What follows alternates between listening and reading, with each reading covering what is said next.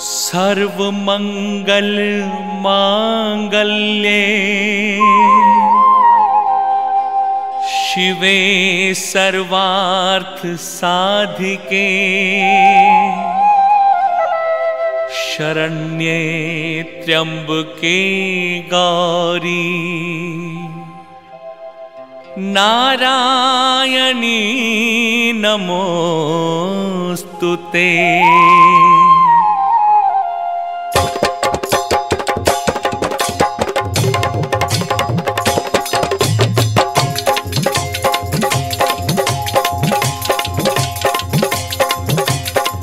जयकारा वैष्णो मैया का। बोल साचे दरबार की जय। मेरी शेरों वाली माता तेरी सदा ही जय जयकार। ऊंचे मंदिरों वाली माता तेरी सदा ही जय जयकार।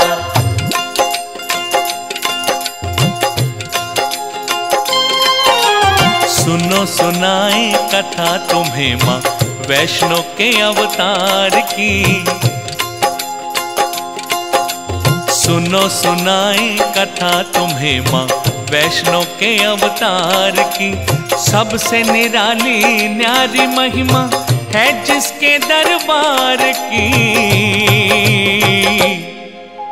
सुनो सुनाए कथा तुम्हें माँ वैष्णो के अवतार की।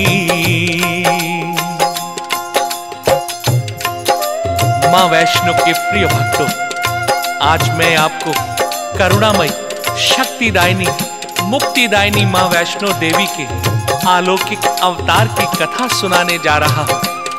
त्रिशक्ति अवतार माँ वैष्णो जो हर सुख का आधार, सृजनहार और कुल सृष्टि की पालनहार है, उनका पावन अवतार कहाँ, किस अवस्था और किस हेतु हुआ, ये मैं आपको सुनाने जा रहा हूँ।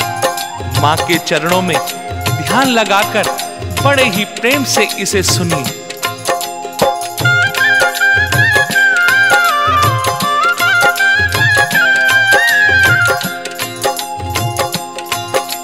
सुनो सुनाए कथा तुम्हें माँ वैष्णो के अवतार की।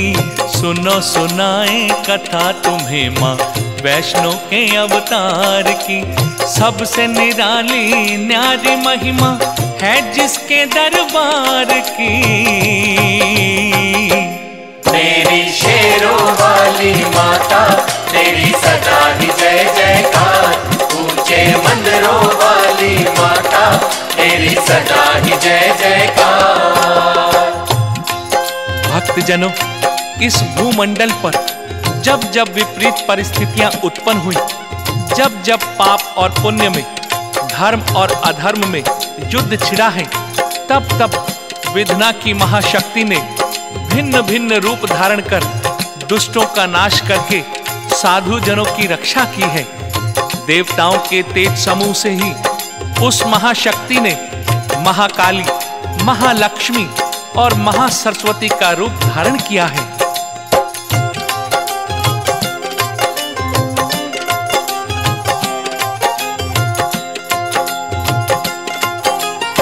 त्रेता युग की बात है जब असुरों की आसुर शक्ति बढ़ी।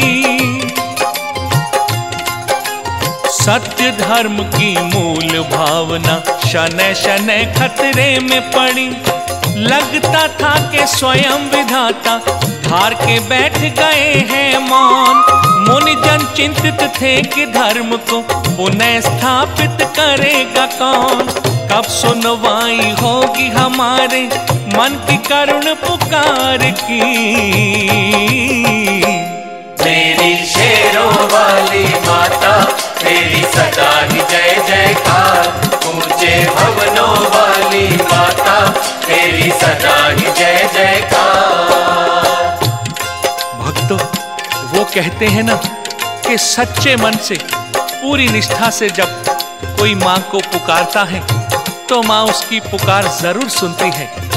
ठीक इसी तरह ऋषि मुनियों की करुण पुकार भी शक्ति लोक में विराजमान ब्रह्मांड की 3 आधारभूत शक्तियां अर्थात मां महाकाली, मां महालक्ष्मी और मां सरस्वती ने सुन ली। परिणाम स्वरूप महालक्ष्मी और सरस्वती तो खामोश रही, लेकिन महाकाली बेहद बेचैन हो उठी। उनकी ये बेचैनी देखकर मां सरस्वती उनसे शांत स्वर में बोली,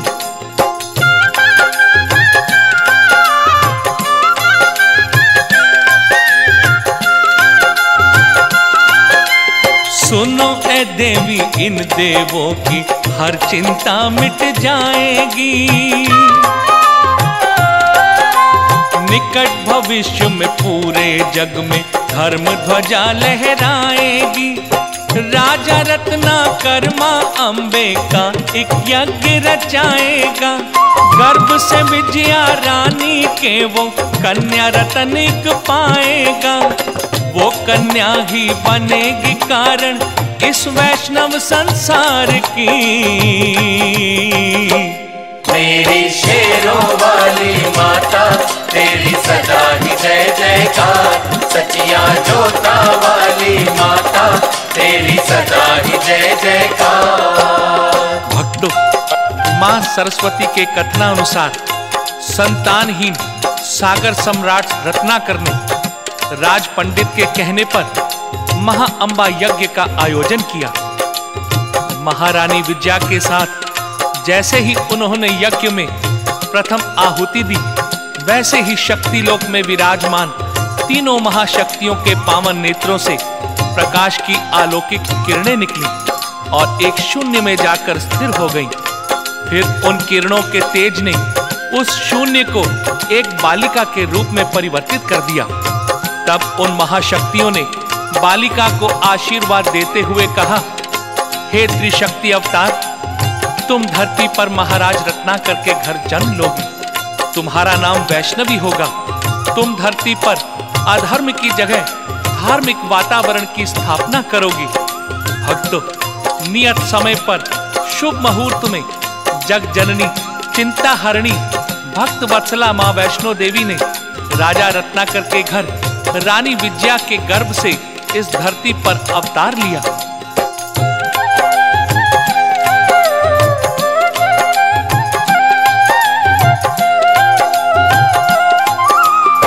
कन्या रत्न को पाकर राजा रत्नाकर का शोक मिटा।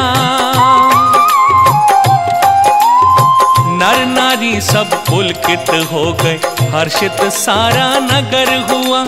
धरा गगन झूमे कुदरत के, मन में खुशी व्याप्त हुई। देवलोक में एक दूजे को सब देवों ने बधाई दी। कण कण के संग बदली किस्मत इस सारे संसार की। मेरी शेरों वाली माता तेरी सदा ही जय जयकार। मेरी मेहरा वाली माता तेरी सदा ही जय जयकार। मां वैष्णो के अवतार से तीनों लोग आनंदित हो उठे। देवलोक में सब देवगण, समस्त सुर परिवार और सारी महाशक्तियां उस बालिका के दर्शन को लालायित हो उठी। सबके मन में ये जिज्ञासा हुई कि त्रिशक्ति अवतार मां वैष्णो देवी शिशु रूप में कैसी लगती होगी। सभी ने अदृश्य रूप में महाराज रत्नाकर के महल में प्रवेश किया।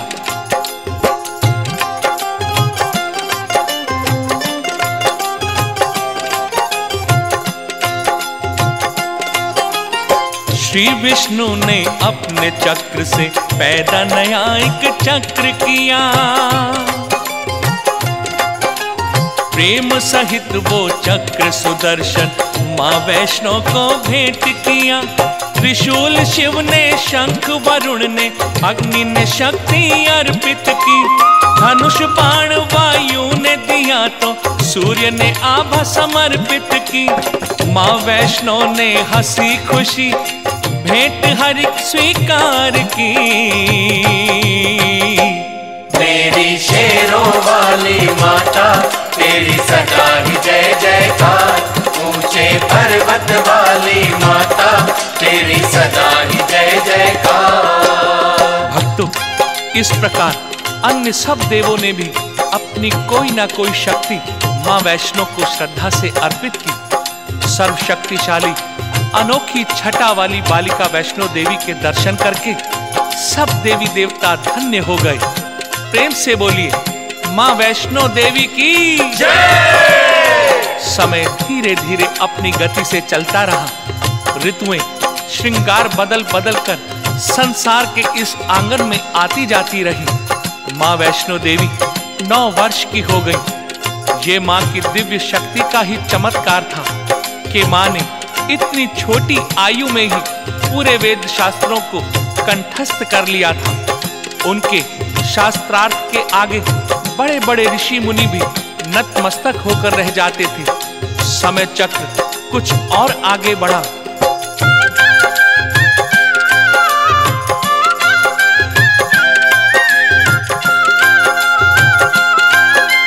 शिशु वैष्णो बाल्य अवस्था से यौवन को प्राप्त हुई।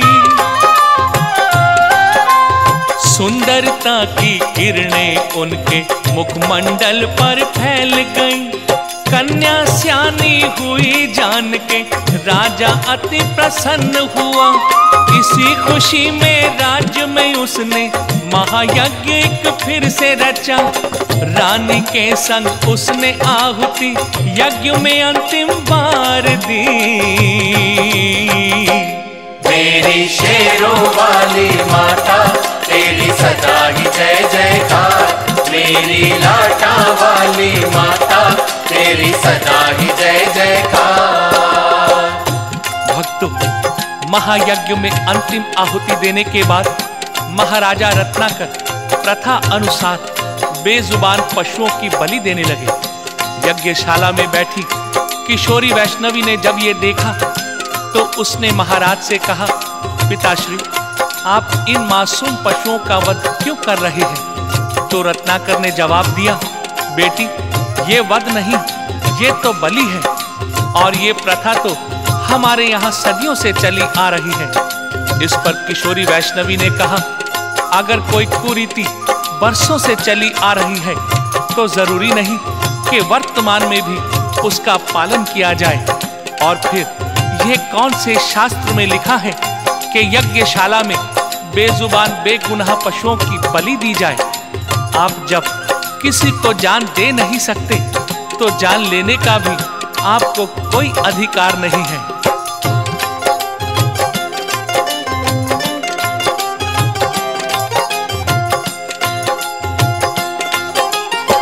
वैष्णवी की बातें सुन के राजा के मन ज्ञान जगा।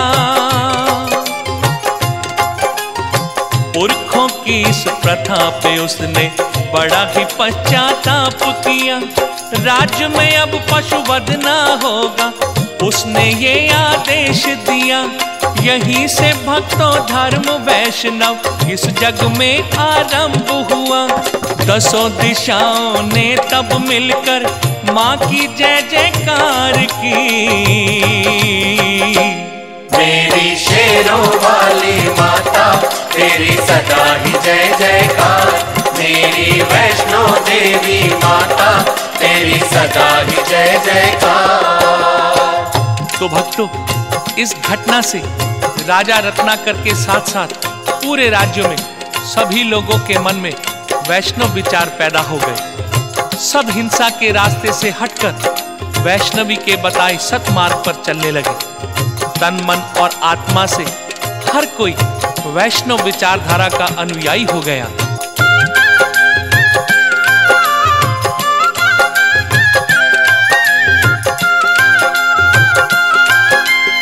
फिर एक दिन माँ वैष्णो ने जब तप करने का निश्चय किया।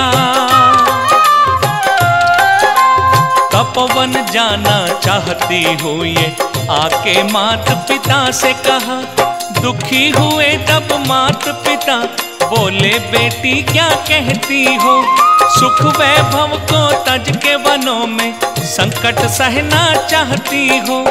हंसी खेल के दिन है तुम्हारे, जिद न करो बेकार की। मेरी शेरों वाली माता तेरी सदा ही जय जयकार। सुंदर कन्या रूपी माता तेरी सदा ही जय जयकार। माता पिता होने के कारण अपनी संतान के वियोग को सह पाने के लिए अपने मन को तैयार नहीं कर पा रहे थे। माता पिता की बातें सुनकर माँ वैष्णवी ने बड़े ही आदर भाव से कहा, आप दोनों बेकार ही मेरे भक्ति मार्ग में अवरोध पैदा करना चाह रहे हैं। मेरा तपोवन में जाकर अपने इष्ट की आराधना साधना करना अति आवश्यक है, या यूं कहिए यही मेरे जीवन का एकमात्र उद्देश्य है।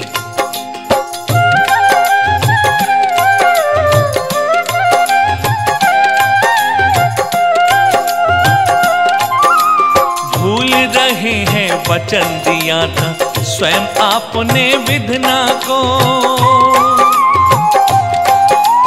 कभी दबाएंगे ना मेरी किसी भी पावन इच्छा को। मैं जो करना चाहती हूँ वो सत्य कर्म है पिताश्री, इसीलिए ही इच्छुक हूँ मैं सिर्फ आपकी आज्ञा की। मेरी नहीं है इच्छा, ये इच्छा है उस ओंकार की। मेरी शेरों वाली माता तेरी सदा ही जय जयकार। ऊंचे मंदिरों वाली माता तेरी सदा ही जय जयकार। माँ वैष्णो की इन बातों से राजा रत्नाकर और महारानी विद्या बेबस होकर रह गए। अपनी ममता को दबाते हुए उन्होंने बोझिल मन से अपने राज्य से थोड़ी दूरी पर सागर किनारे एक वन प्रदेश में एक सुरम्य कुटिया का निर्माण करवाया। एक शुभ मुहूर्त में राजा रानी और राज्य के सभी लोगों को रोता बिलखता छोड़कर माँ वैष्णवी ने तपोवन की ओर प्रस्थान किया।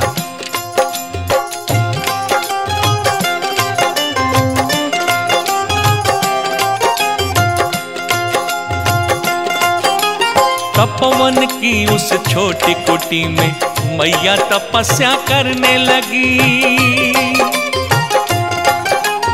हर एक देव की सोई शक्तियां वैष्णवी के तन मन में जगी। ऋतुएं आती जाती रही और दिन रैना में ढलता रहा।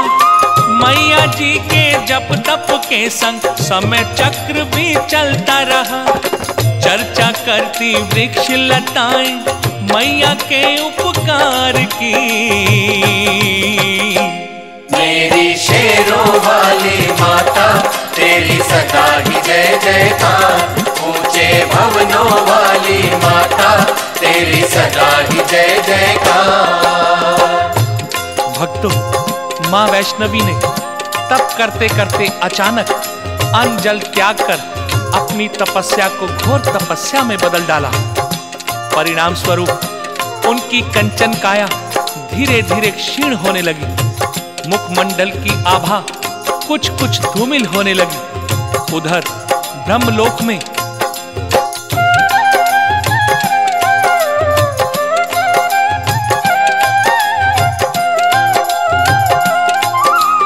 अंजल त्यागा माने तो विचलित हो गए ब्रह्मा जी।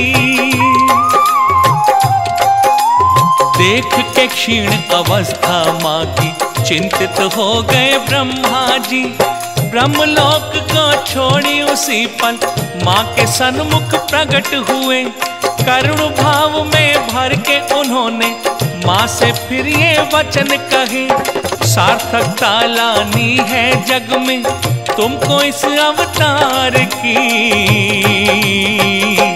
मेरी शेरों वाली माता तेरी सदा ही जय जयकार। सचिया जोता वाली माता तेरी सदा ही जय जयकार।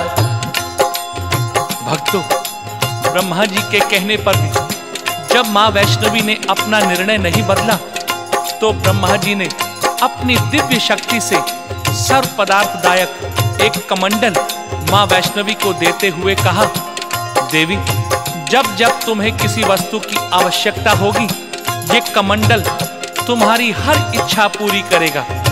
ये कहकर ब्रह्मा जी वहां से अंतर्ध्यान हो गए।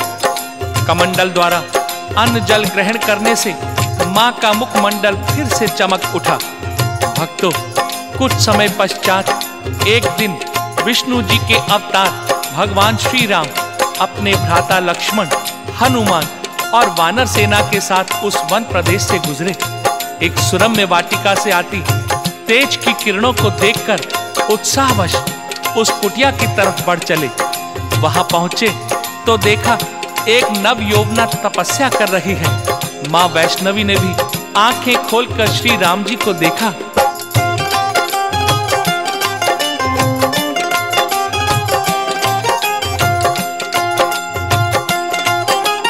श्री राम के दर्शन करके वैष्णवी का मन हर्षाया।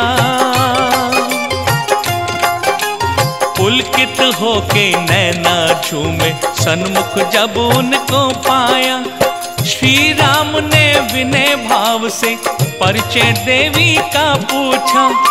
देवी तब बोली मुस्का के, आपसे है क्या अनबूझा। सब कुछ जाने आप है मूरत उस करता करतार की। मेरी शेरों वाली माता तेरी सदा ही जय जयकार। मेरी मेहरा वाली माता तेरी सदा ही जय जयकार। मां वैष्णवी ने भगवान श्री राम से कहा, प्रभु, मेरी तपस्या सफल हुई। आपके दर्शन पाकर मैं धन्य हो गई। अपनी इस तपस्या के फल स्वरूप मैं आपका सानिध्य चाहती हूँ। तो भगवान श्री राम ने कहा, देवी, इस अवतार में मैंने एक पत्नी धारण करने का संकल्प लिया है। मेरी पत्नी सीता को रावण हर कर ले गया है। उसे फिर से प्राप्त करने के लिए मैं लंका पर चढ़ाई करने जा रहा हूँ। तुम मुझे दिशा निर्देश दो, मेरा मार्गदर्शन करो, ताकि मैं अपने इस कार्य में सफल हो सकूं। मां वैष्णवी ने मन में ही अपनी कामना को दबाते हुए श्री राम से कहा, आप मां भवानी की आराधना कीजिए। विजय श्री आपको अवश्य प्राप्त होगी। श्री राम ने उनको धन्यवाद करते हुए कहा, लंका पर विजय प्राप्त करने के बाद मैं छद्म रूप में तुम्हारे सामने आऊंगा।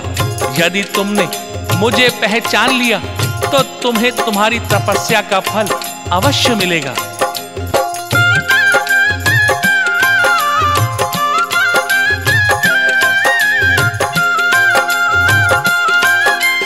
मात भवानी की पूजा कर रघुराई ने कूच किया। इधर वैष्णो मैया ने नवरात्रे पूजन शुरू किया। दशमी के दिन शक्ति पाकर क्रोध में आए रघुराई। हरा के रावण श्रीलंका पे विजय पताका लहराई। रावण के संग मृत्यु हो गई हर एक अत्याचार की। मेरी शेरों वाली माता तेरी सदा ही जय जयकार। ऊंचे पर्वत वाली माता तेरी सदा ही जय जयकार। बोलिए श्री रामचंद्र महाराज की जय। वैष्णो देवी मैया की जय।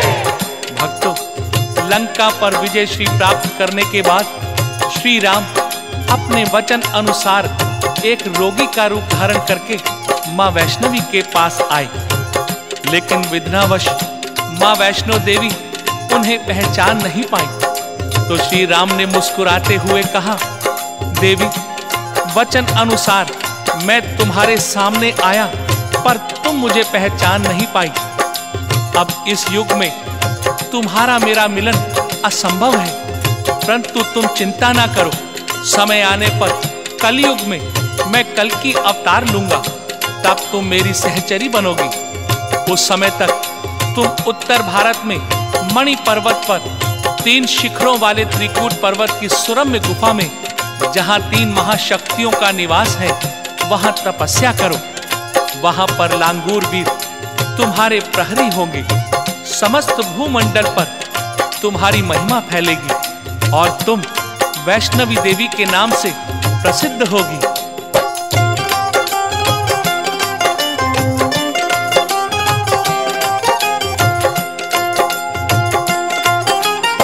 श्री राम के वचन ये सुन के वैष्णवी मां प्रसन्न हुई। त्रिकूट पर्वत की एक गुफा में जाके तप में मगन हुई। ऋतुएं आती जाती रही मां, वैष्णो का तप जारी रहा। चलता हुआ ये समय चक्र भी वैष्णवी का आभारी हुआ। सुबह शाम ने आके पूजा माँ की कई कई बार की। मेरी शेरों वाली माता तेरी सदा ही जय जयकार। मेरी लाटा वाली माता तेरी सदा ही जय जयकार। माँ वैष्णवी ने त्रिकूट पर्वत की गुफा में जप तप करते हुए नभ जल थल संपूर्ण वातावरण को पावन कर दिया। और भक्तों, एक और बात मैं आपको बताना चाहूंगा कि द्वापर युग में 5 पांडवों ने अज्ञातवास के समय इस पवित्र गुफा में आकर इनकी सेवा की, मां की पूजा आराधना की और उनसे विजयश्री का आशीर्वाद भी प्राप्त किया।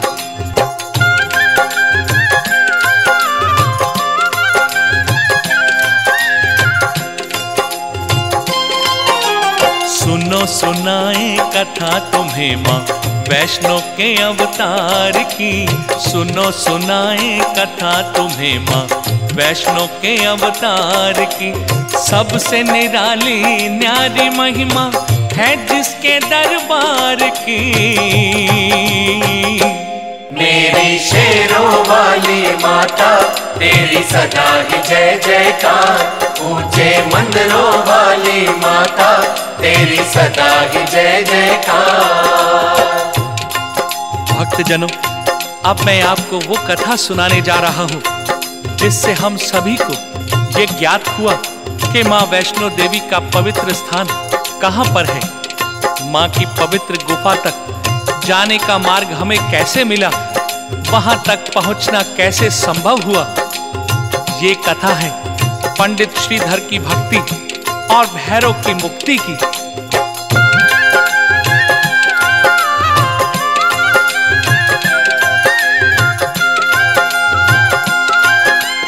हंसाली गांव में निर्धन ब्राह्मण श्रीधर रहता था।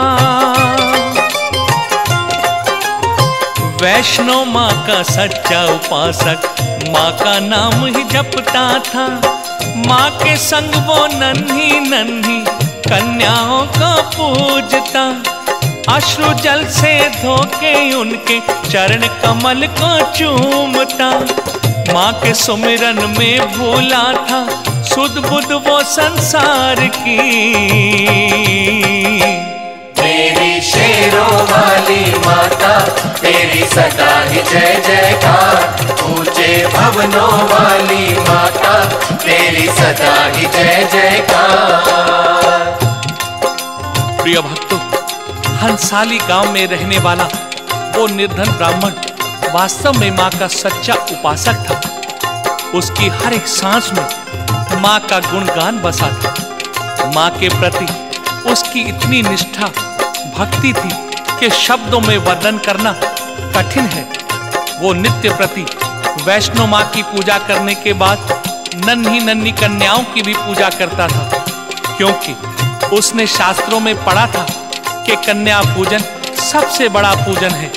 पूजन के बाद वो उन कन्याओं को अपने हाथों से भोजन कराता था। ये क्रम निरंतर चलता रहा, परंतु भक्त श्रीधर को माँ के दर्शन नहीं हुए।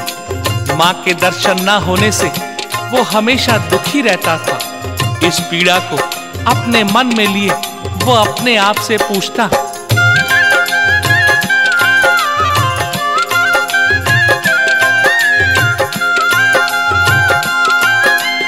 किस अपराध के कारण अब तक माँ के दर्श से वंचित हूँ। मेरी भक्ति में है कमी क्या, सोच के मैं ये चिंतित हूँ। ऐसा मैं क्या जतन करूं कि माँ के दर्शन कर पाऊं। आके इस संसार में अपना जन्म सकारत कर जाऊं। प्यासे मन पे होगी बरखा, कब उसके उपकार की। मेरी शेरों वाली माता, तेरी सदा ही जय जयकार। सचिया जोता वाली माता, तेरी सदा ही जय जयकार। भक्त श्रीधर अपने मन से ये प्रश्न तो किया करता, लेकिन उसका उत्तर उसे कभी नहीं मिला। उसे कोई नहीं बता सका कि माँ वैष्णो के दर्शन उसे कैसे होंगे, कब वो उनके चरणों को स्पर्श कर पाएगा। इतना होने पर भी भक्त श्रीधर कभी निराश नहीं हुआ। माँ के प्रति उसका अनुराग व प्रेम कम नहीं हुआ। उसने अपने मन को शंका संशय में भटकने नहीं दिया। वो और भी मनोयोग से माँ की आराधना साधना करने लगा।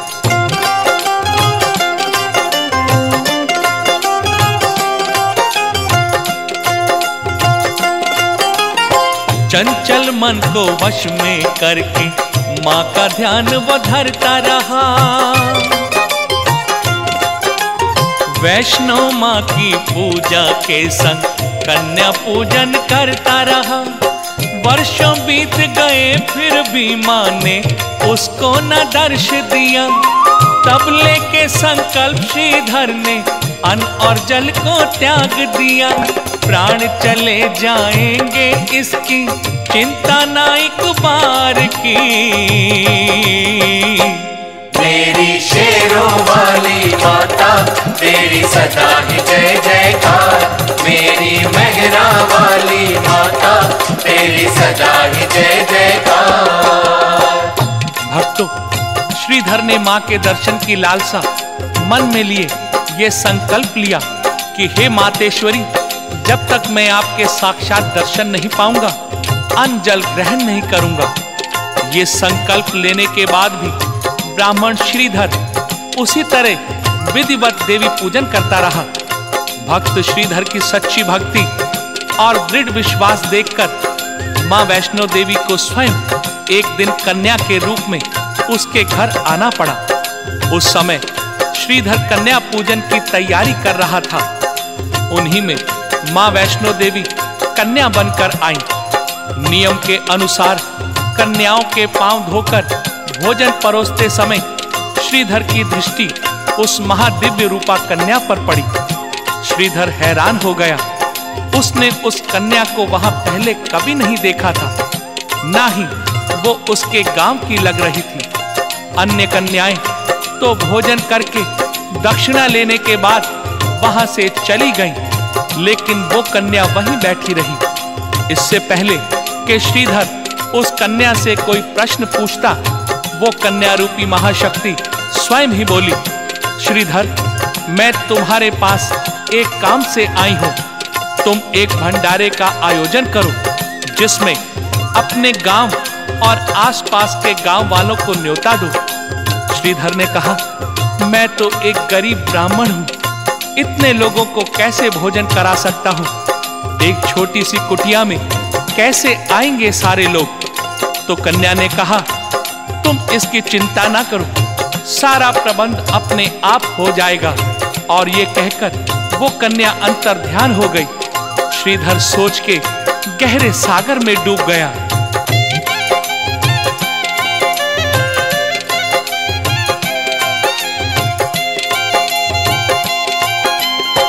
माँ जो अंतर्ध्यान हुई तो श्रीधर सोच में डूब गया।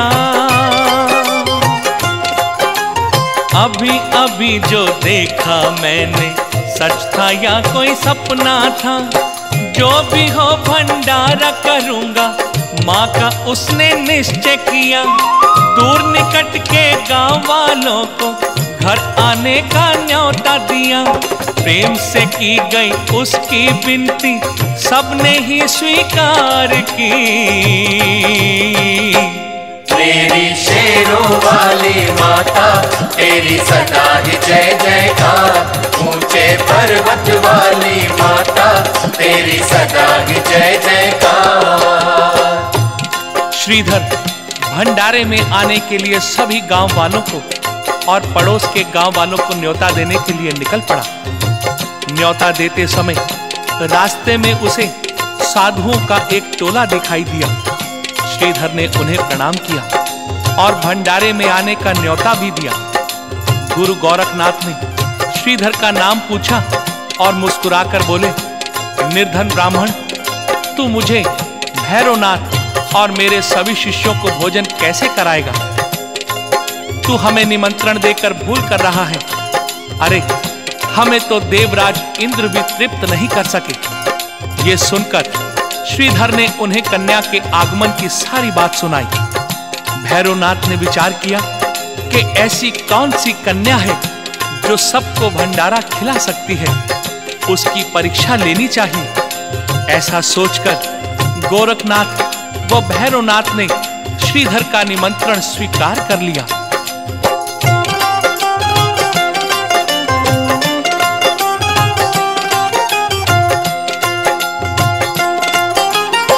हंसाली गांव में उस दिन जैसे एक मेला था लगा। देख के ये सब निर्धन ब्राह्मण श्रीधर स्वयं अचंभित था। 56 भोग से भर सा गया उसका छोटा सा घर आंगन।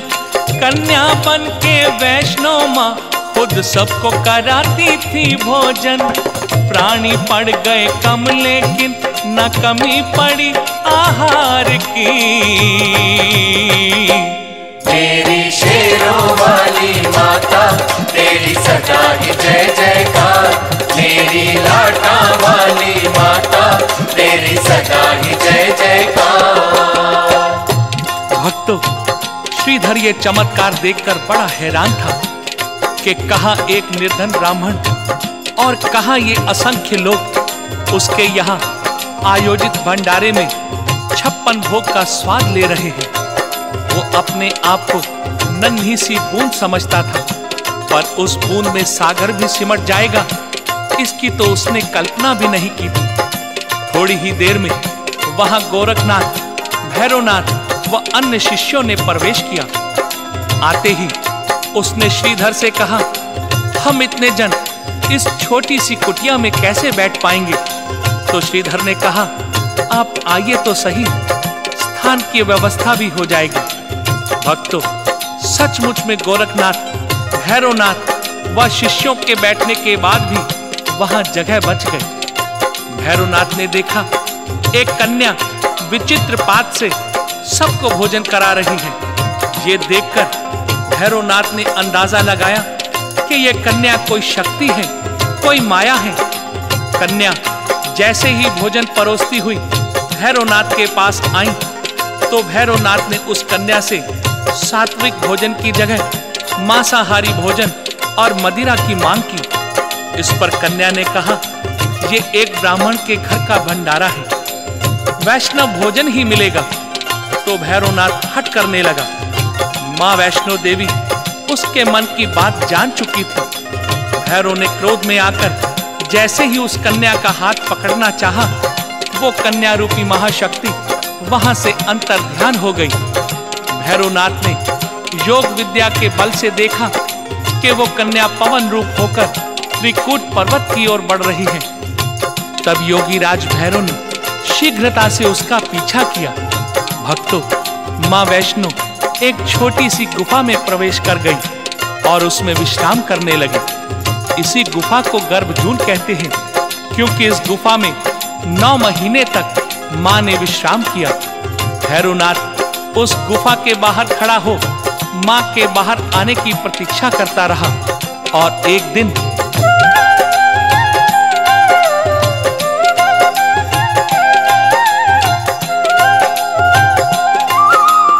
गर्भ गुफा के अंदर एक दिन माँ विश्राम जो करती थी, तभी अचानक उसके सामने भैरव की परछाई पड़ी। मैया ने त्रिशूल से अपने गुफा का सीना भेद दिया। वो तो निकल गई तेजी से, पर भैरव था घिर सा गया।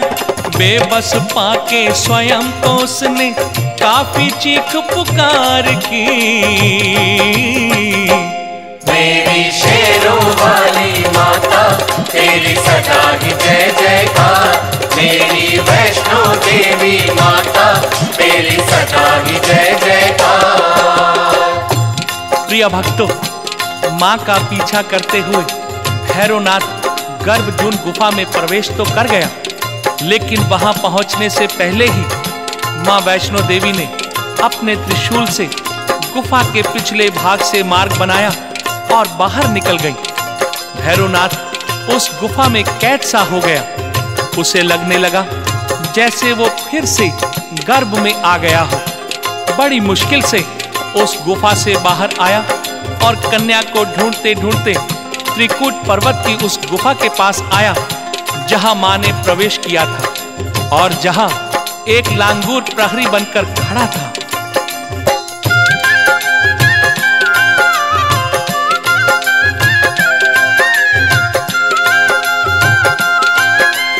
गुफा से बाहर सामना उसका बलशाली लांगूर से हुआ।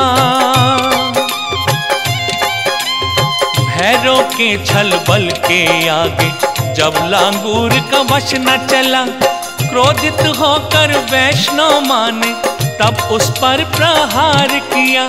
पलक झपकते भैरव का धड़ उसके सिर से अलग हुआ।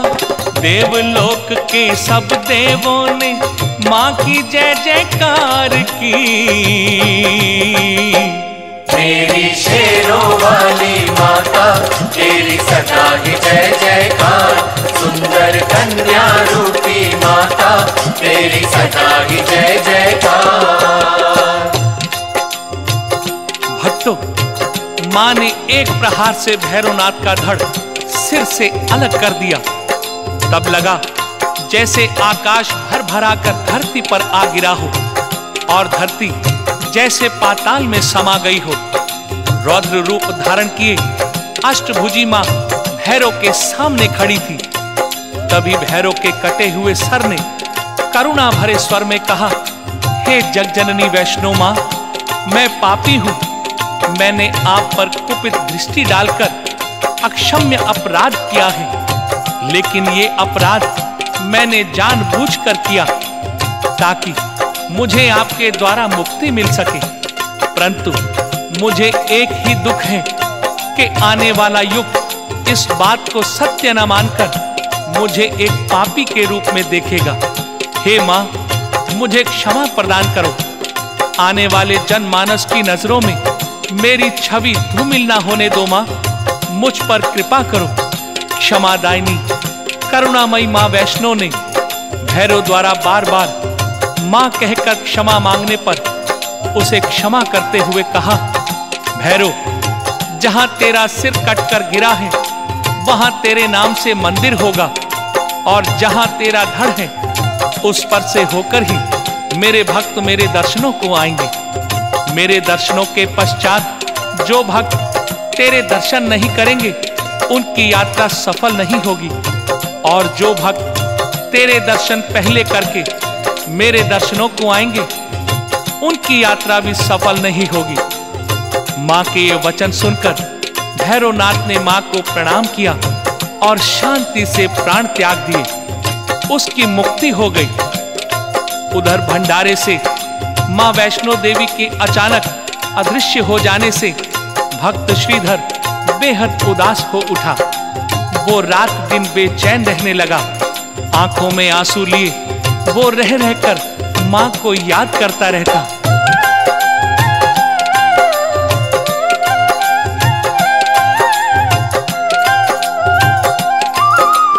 तभी एकाएक मां ने सपने में श्रीधर को दर्श दिया। अपने धाम के दर्श कराए। फिर उसे ममता से कहा, जागृत अवस्था में भी तुमको मेरे द्वार पे आना है। मेरी गुफा का दुर्गम रास्ता दुनिया को दिखलाना है। लहरानी है ध्वजा तुम्हें माँ वैष्णो के प्रचार की। मेरी शेरों वाली माता तेरी सदा ही जय जयकार। ऊंचे मंदिरों वाली माता तेरी सदा ही जय जयकार। भक्तों, उसी दिन भक्त श्रीधर सपने में मां वैष्णो द्वारा बताए हुए मार्ग पर चलते चलते उस पावन गुफा तक पहुंचा जहां मां वैष्णो का निवास था। गुफा में प्रवेश कर उसने मां के साक्षात दर्शन किए और अपना जीवन सफल बनाया। मां ने उसे 4 पुत्रों का वरदान दिया और कहा कि तुम्हारा वंश ही मेरी पूजा और इस स्थान की देखभाल करेगा।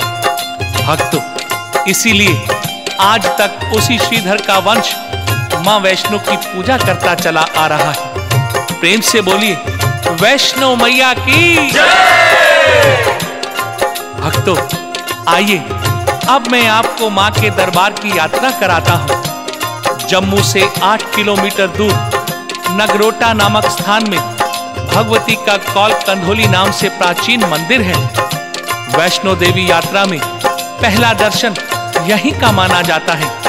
कहा जाता है मां ने यहाँ नन्ही नन्ही बालिकाओं के साथ खेलते हुए गेंद क्रीड़ा की थी। गेंद खेलते हुए जब कन्याओं को प्यास लगी तो मां ने उन्हें एक कौल यानी एक कटोरा दिया, जिसको सूखे स्थान पर कंधोलने से यानी हिलाने से पानी निकल आया। इसीलिए ये स्थान कौल कंधोली के नाम से प्रसिद्ध हुआ।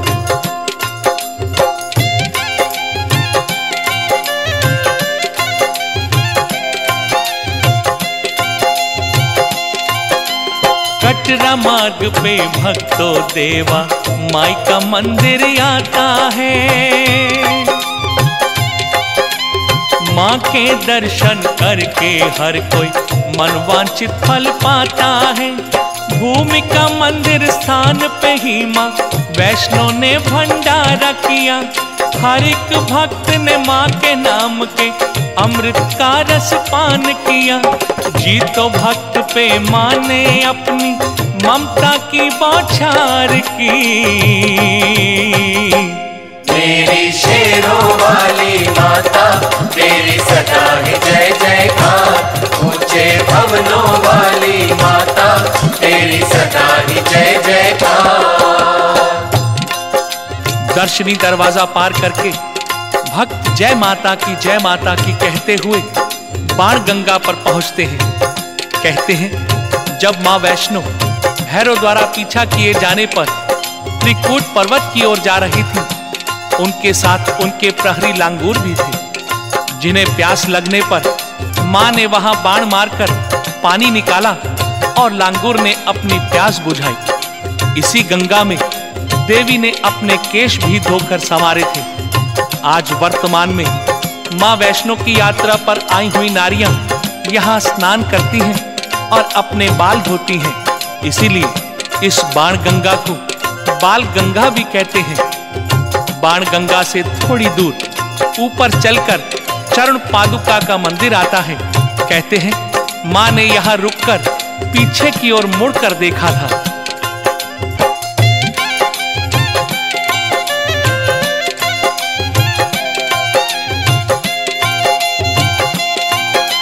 चरण पादुका से कुछ आगे आकुवारी आती है। यही गुफा है भक्त जनों जो गर्भजून कहलाती है। हाथी मत्था से आगे आती है सांझी छठ पावन। मन की आंखों से होते हैं कण कण में माँ के दर्शन। यहाँ पे आके रहती ना सुध भक्तों को संसार की। मेरी शेरों वाली माता तेरी सदा ही जय जयकार। सचिया जोता वाली माता तेरी सदा ही जय जयकार। चरण पादुका के बाद हाथी मत्था आता है। इस स्थान की बनावट बिल्कुल हाथी के माथे जैसी है। इस स्थान के बाद सांझी छत आती है। भक्तों, सांझी छत तक सिर्फ चढ़ाई ही चढ़ाई है। सांझी छत को पार करने के बाद उतराई शुरू हो जाती है। जैसे जैसे भक्त मां के दरबार की ओर बढ़ते जाते हैं, वैसे वैसे मां के नाम के जयकारों की गूंज भी बढ़ने लगती है। काफी दूर से ही मां के भवन के दर्शन होने शुरू हो जाते हैं। भक्तों में एक नया जोश और उत्साह आ जाता है। भक्त और भी तेजी से मां के दरबार की ओर कदम बढ़ाने लगते हैं। जैसे ही मां की पावन गुफा आती है, भक्तों की सारी थकान दूर हो जाती है। मां की गुफा में प्रवेश करने से पहले सभी भक्त स्नान करके नए वस्त्र पहनते हैं।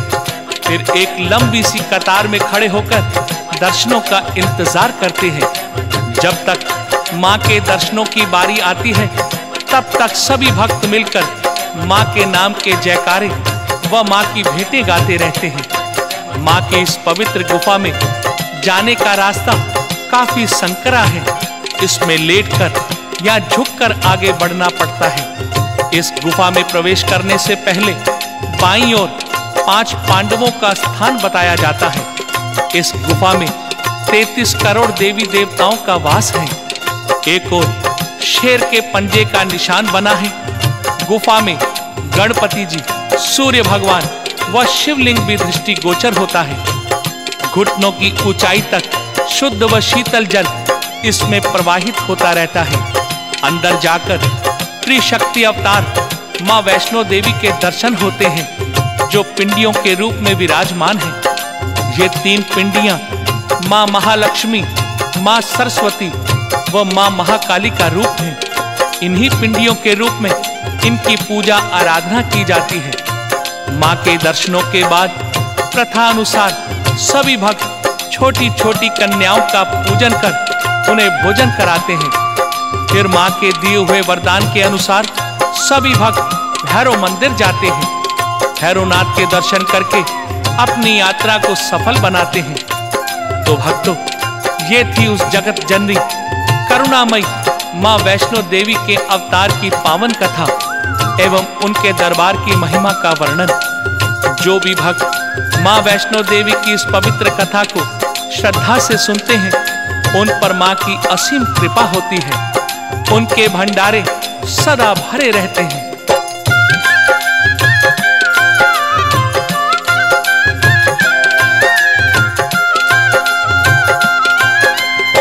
पिंडियों में ही वास नहीं है, उसका वास है जन जन में।